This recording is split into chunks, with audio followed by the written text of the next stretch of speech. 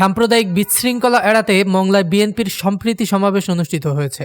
উপজেলার বুড়িরডাঙ্গা ইউনিয়ন বিএনপির আয়োজনে শুক্রবার সকালে দিগরাজ বাজার কেন্দ্রীয় মন্দির মাঠে অনুষ্ঠিত হয় এ সমাবেশ।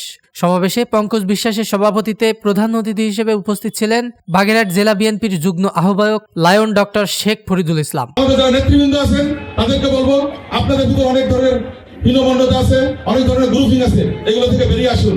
দেশনায়ক তারেক রহমান সাহেব যখন দেশে এসে নেতৃত্ব দিবেন তখন দলের ভিতরে এই ধরনের বৈষম্য, এই ধরনের হিংসা, হানাহানি উনি কিন্তু গ্রহণ করবেন না। অনেকে বলেন যে আমরা ত্যাগ স্বীকার করেছি। আমরা ত্যাগ স্বীকার করেছি একটা ভালো দিনের জন্য, একটা ভালো পরিবেশ তৈরি করার জন্য।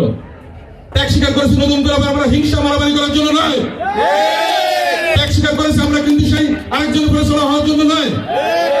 আমরা ত্যাগ স্বীকার করেছি আমাদের সন্তানদের সুন্দর একটা ভবিষ্যৎ রচনা করার জন্য। এই সময় বক্তারা বলেন, আমরা হিন্দু, মুসলিম, খ্রিস্টান, বৌদ্ধ সবাই বাংলাদেশি। সুতরাং মংলা রামপালের প্রত্যেক মানুষ যেন স্বাধীনভাবে তার ধর্ম কর্ম পালন করতে পারে, সকলকে আমাদের সেই নিশ্চয়তা দিতে হবে। কারণ বিএনপি একটি অসাম্প্রদায়িক দল। বিএনপি সকল শ্রেণী পেশার মানুষকে নিয়ে রাজনীতি করে। সম্প্রীতি সমাবেশে অন্যান্যদের মধ্যে উপস্থিত ছিলেন বিএনপি নেতা আব্দুল মান্নান হাওলাদার, আবু হোসেন পনি, বাবুল হোসেন রনি, খোরশেদ আলম, আব্দুল রাজ্জাক, স্বেচ্ছাসেবক দল নেতা শাহজালাল সাব্বির, বাবুল ভুইয়া, যুবদল নেতা সফরুল হায়দার সুজন, আবুল কাশেম প্রমুখ।